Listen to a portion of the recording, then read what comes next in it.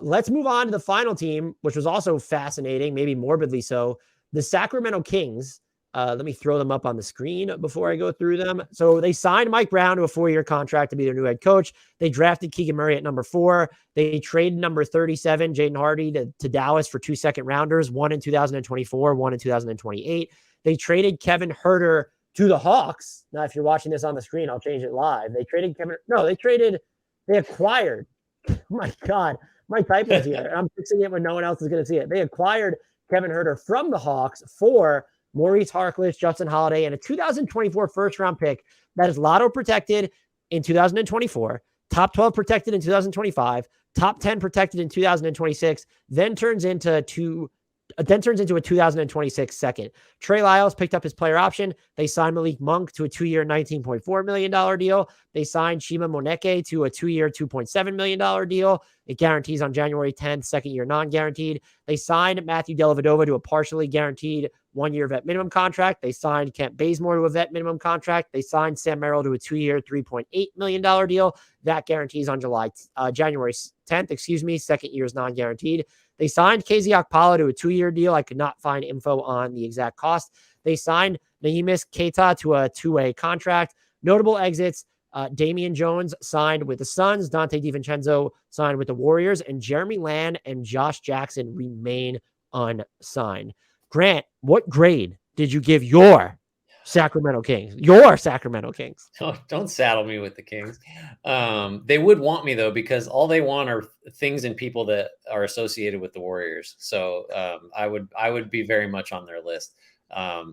This is a C+, and I feel really uncomfortable with it because the only move I definitely like is the Huerter trade, and even that has a lot of risk. Although basically, if it's a really high pick, the Kings will not surrender it. But the Kings, you could argue, are a team that just should never be trading first-round picks under any circumstances. So I like the Huerter trade. I think he's really going to help. I love how much secondary playmaking this offense has now between him and Sabonis in support of Fox, because I'm starting to think that De'Aaron Fox might just be like, he's kind of a scorer first, I think. And I think maybe if you can take the ball out of his hands, not because he's a shooter, but get him on the move, get him in advantage situations, like create a Utah Jazz like offense where he gets it with the head of steam. He's just more of a scorer, I think, potentially. So I like the theory behind that. I am uninspired by the Mike Brown hire. I think he's fine.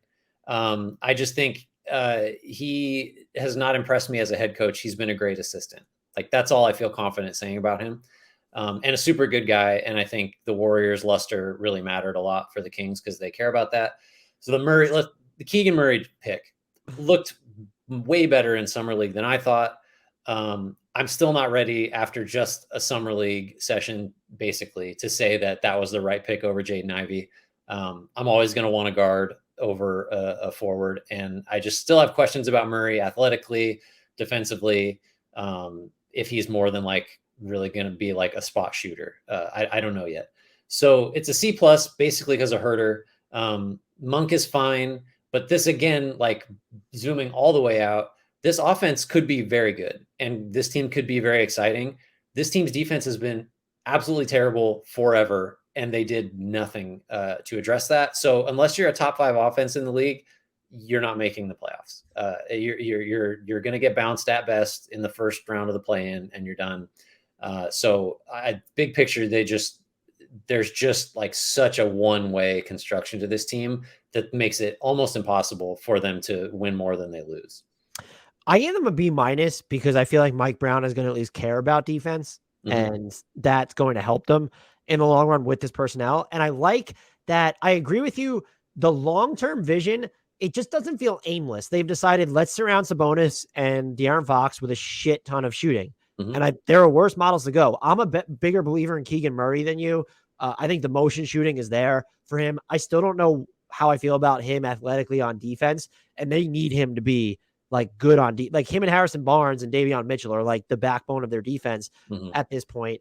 I also think like the Kevin Huerter trade I like, but I also don't like it because never mind that you gave up a first round pick. It's protected so long that you've now handcuffed your ability to go out and make other trades because you haven't. And that's part of my issue with what they did this offseason. You did not take a material step forward in either direction. Mhm. I don't think you got progressively worse. I don't think you got more than incrementally better. And you're still like, who are the teams in this conference that are definitely worse than the Kings this year? And I'll say the Thunder, the Rockets, the Spurs, and I'll say the Jazz just because they don't want to be better than the Kings. That's it. And so you now have to beat out one other team aside from those four to make the play-in. And I don't know if the path is as clear there. And this is coming from someone who is like, I'm incredibly high on De'Aaron Fox still. I'd like to see him put it together for more than just like 3/4 of a season. The other thing I think we need to be not like just more cognizant of, the Kings traded Tyrese Halliburton in part because like they were trying to maximize De'Aaron Fox, or they just weren't high on that pairing moving forward. We then wanted them to draft Jaden Ivey, who was more of an, because Halliburton to me was not an iffy fit alongside De'Aaron Fox. No, that was the wrong decision. Can we agree? Like that, trading Halliburton, I think, was objectively a mistake, especially for Sabonis.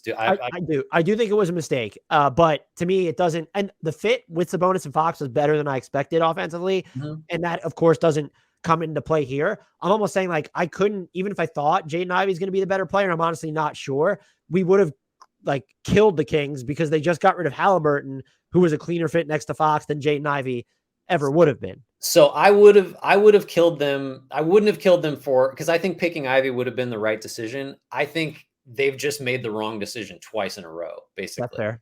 So that's how I would look at it. And like, look, maybe Ivy could be a 0. Like, we don't know. Like, they're just, it's too early.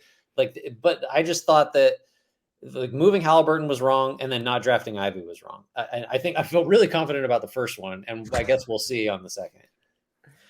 Yeah, so I even feel like a B-, maybe it's like too generous, but I think that they didn't do anything nuclear, which is good, to get better. And if you had told me, my original qualm would have been, well, if they did something nuclear to get worse and just start this thing entirely over, that yes, I could give them a higher grade. But at this point, like if you were ever going to do that, Halliburton should have still been on your team.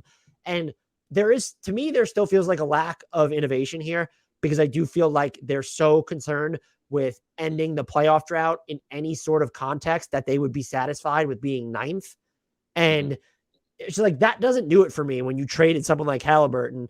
And I don't know what other offseason moves they could have made, but I don't think I feel confident in any of their moves panning out in their favor. Like Malik Monk, I think, is just very plug and play here and can fit.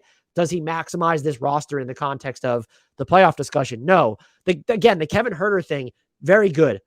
Can do some secondary stuff off the dribble. Good shooter. That's going to be valuable around Fox and Sabonis, especially if you still plan on getting out in transition. There's also just like, why is Richaun Holmes still on this team? Is his trade value cratered? I know he was dealing with off-court custody battle with his son, and I hope his son is okay. I just like, and he's a good player. Looking at the on-the-court stuff, he's really good. And so you look at it as, oh, well, Richaun Holmes is your backup 5. That's great. Why? Like Richaun Holmes to me is a starting center in the league.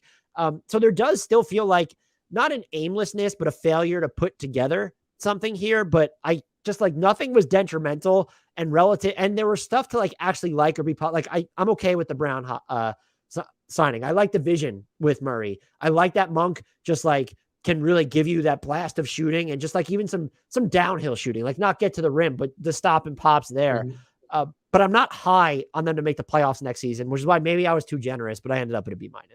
No, I mean, we're in the same range. We both gave them an above average grade, right? Like they did better than average. I just, yeah, I mean, a lack of a direction, a lack of commitment, a lack of a plan is like nothing new. That's like the defining feature. I feel, I mean, the plan is to like try to finish. It used to be, let's try to finish 8th. And now it's like, it probably still is like, it's make the plan. I don't even think they can't be. Let's just very quickly, because we have to get out of here. The teams that are better in the West than the Kings, without a shadow of a doubt, the Clippers, the Nuggets. It's easier to do the worst ones. Do the worst ones.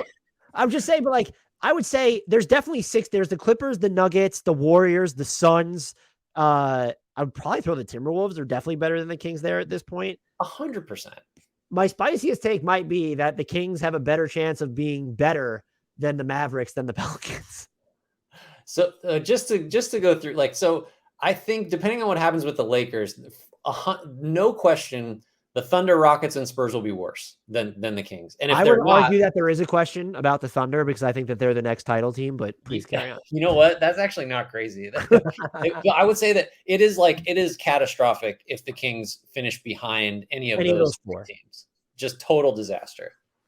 Unless Utah just decides to trade for Kevin Durant with all the picks they got from the Gobert trade and run it with Mitchell and KD for one season. Yeah, and Utah. They're really competing with the Lakers. What, for 10th in the conference? Is that what we're saying? Yeah. And I will say this, Kings fans, who are spectacular, by the way, Kings fans are very self-aware and they remain so passionate about a team that the organization itself, the people in charge, have seldom deserved it. So I love them. They should want these grades to be worse, I think, because I kind of feel like we're sort of allowing them too much of a curve here or too much runway. I hope we're not, but B-, C+, both above average grades.